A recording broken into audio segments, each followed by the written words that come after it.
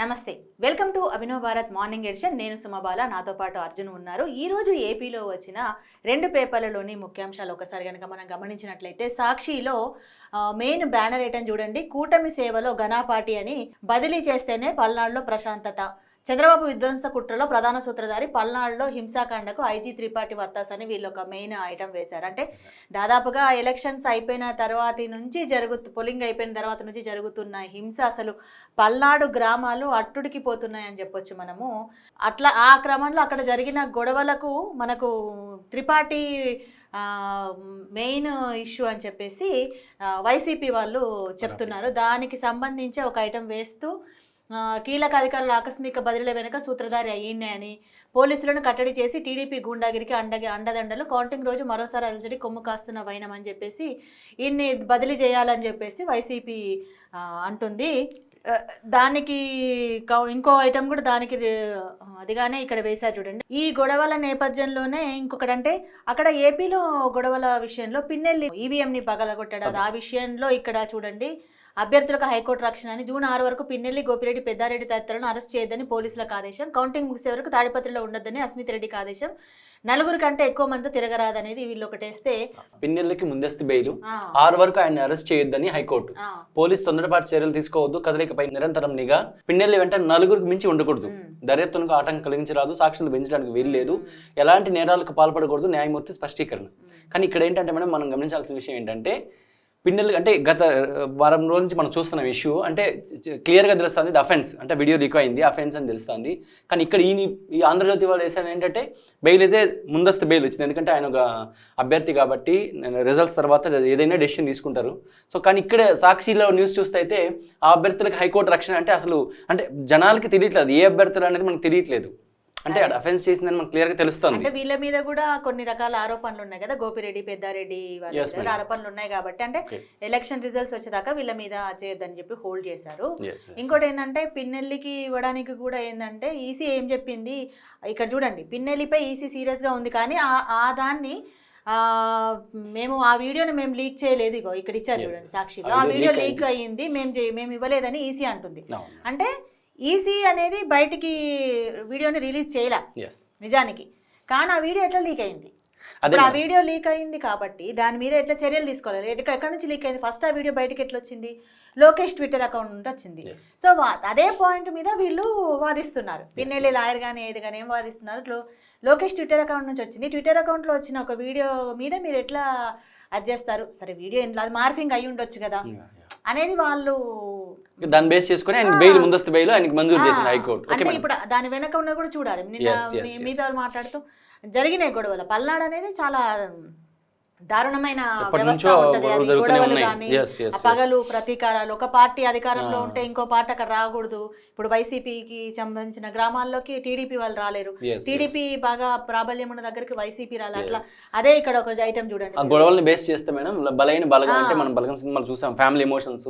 So తండ్రుల ఆవేశానికి పిల్లలు బలి, పల్నాడులోని జోలకల్ విషాద గాథ. అంటే 35 ఏళ్ల క్రితం నుంచి ఒక విలేజెస్ లో ఒక వర్గం తండ్రులు చేసే ఆవేశ నిర్ణయాలకు ఆపోజిట్ పార్టీ వాళ్ళతో గొడవలు పడడం కానీ, కొట్టడం కానీ, చంపడం కానీ చేయడం వల్ల వాళ్ళు జైలుకి వెళ్ళి వాళ్ళ పిల్లలు వాళ్ళ భార్యలు భవిష్యత్తు నాశనం అవుతుంది అన్నట్టు. పల్నాడు గ్రామాలు వదిలి బయట తలదాచుకున్న బడుగులు, పచ్చముక్కల అరాచక మానవాళి అంటే సాక్షి కాబట్టి ఎట్లయినా టీడీపీని కౌంటర్ చేస్తుంది కాబట్టి అక్కడ పచ్చముక్కలే వీళ్ళు చేశారు కాబట్టి గ్రామాలు వదిలిపోతున్నాయని సేమ్ అట్లానే వీళ్ళు ఏదేమైనా బలి అవుతుంది ఎవరంటే సామాన్య ప్రజలని మనకు అర్థమవుతుంది క్లియర్. ఎక్కడైనా రాజకీయ పార్టీలే ఉంటాయి, అక్కడ ఉండే గ్రామీణ ఆ ప్రాంతాలకు వాళ్ళకి ఏంటంటే ఎడ్యుకేషన్, ముఖ్యంగా ఎడ్యుకేషన్ కానీ ఆ పరిస్థితుల నుంచి బయటకు వస్తే కానీ వాళ్ళకి అసలు పరిస్థితి ఏంది, మనం ఎందులో ఉన్నాం, ఎక్కడున్నాం, అసలు ఎందుకు మనం ఇంత ఆవేశాలకు, రాజకీయ నాయకుల కుట్రలకు మనం ఎందుకు బలవుతున్నాం, అవన్నీ వాళ్ళు అర్థం చేసుకోగలుగుతారు. అది జరగాలి అక్కడ. ఇక్కడ చూడండి, ఇంకోటి చూడండి, ఏబి వెంకటేశ్వరరావు సస్పెన్షన్ సబబే అని ఒక ఐటమ్ వచ్చింది సాక్షిలో. అంటే ఆయన ప్రాసిక్యూషన్కు కేంద్రం అనుమతి సైతం ఇచ్చింది, అన్ని అంశాలను క్యాట్ పరిగణలోకి తీసుకోలేదు, అందువల్ల క్యాట్ తీర్పు అమలు నిలిపేయండి, హైకోర్టును అభ్యర్థించిన రాష్ట్ర ప్రభుత్వం తీర్పును రిజర్వ్ చేసిన న్యాయస్థానం. అసలు ఏబి వెంకటేశ్వరరావు వైసీపీ ప్రభుత్వం అధికారంలోకి వచ్చినప్పటి నుంచి ఆయన ఒక నెల కరెక్ట్గా ఉద్యోగం చేసిందే లేదు, ఎందుకంటే అంతకుముందు టీడీపీ ప్రభుత్వ హయాంలో జరిగిన దానికి సంబంధించి వాళ్ళు ఆయన మీద అవినీతి ఆరోపణలు చేసి, అంటే పరికరాల కొనుగోలు విషయంలో బాగా అవినీతి చేశారని. కానీ దీనికి మీకు ఐడియా ఉందా, ఏబి వెంకటేశ్వరరావు సంబంధించి ఏం జరుగుతుంది ఇప్పుడు? అంటే ప్రజెంట్ ఇప్పుడు ఏంటంటే మేడం, ఆయన ఇప్పుడు వైసీపీ ప్రభుత్వం ఉంది కాబట్టి, అంటే ఒక పోలీస్ డిపార్ట్మెంట్, ఒక సీనియర్ ఐపీఎస్ అధికారి మీద అంటే చూసుకుంటే ప్రభుత్వం నిజంగా ఆయన మీద కక్ష సాధింపు చర్య జరుగుతుందా అన్నట్టు అనిపిస్తుంది. ఎందుకంటే అది ఒక ఆయన ఓకే అవినీతి చేశారు, ఇప్పుడు జగన్ గారు చేశారు, చంద్రబాబు నాయుడు గారు కూడా చేశారని చెప్పి జైలు కూడా వెళ్ళొచ్చారు. సో ఒక ఐపీఎస్ అధికారిని అంటే హెడ్లైన్లో అంటే ఎవరికంటే మనకు రక్షణ మనం పోలీస్ డిపార్ట్మెంట్ నుంచి కానీ ప్రభుత్వం నుంచి రక్షణ రావాలి. అలాంటిది ఒక ఐపీఎస్ అధికారి ఓకే అతను అవినీతి చేశారని అనుకుందాం, ఎందుకంటే అది కోర్టు నిర్వహిస్తుంది.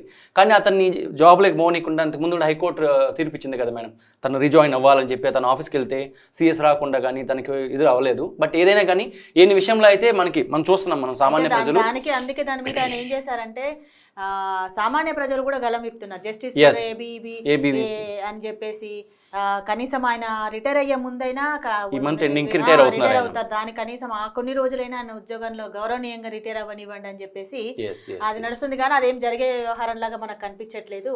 ఇక ఇంకో వార్తకు వచ్చేసరికి ఛత్తీస్గఢ్ లో మరో ఎన్కౌంటర్, 7 మావోయిస్టుల మృతి అని వచ్చింది. అందులో కూడా చూడండి ఛత్తీస్గఢ్ లో భారీ ఎన్కౌంటర్, 7 నక్సల్స్ మృతి, సంఖ్య పెరిగే ఛాన్స్ అని చెప్తున్నారు. గత 70 రోజుల్లో 101 మెంబర్స్ మావోయిస్టు హతమవుతున్నారు మేడం. అంటే నిజంగా అందరూ మావోయిస్టులే అవుతున్నారా? సామాన్య ప్రజలకు కూడా ఏమైనా ఇబ్బంది? అది దీనికి సంబంధించి వచ్చేసరికి అక్కడ ఛత్తీస్గఢ్లో అని ఒక గిరిజనులు ఆదివాసీలు మూలవాసీల సంస్థ నాయకుడు మొన్న మధ్య మాట్లాడితే ఏమన్నారంటే, మొన్న అంతకుముందు లాస్ట్ జరిగిన ఎన్కౌంటర్లో 12 మంది చనిపోయారు. ఆ 12 మందిలో 2 మాత్రమే మావోయిస్టులు, మిగతా అంతా మా ఆదివాసీ వాళ్ళు.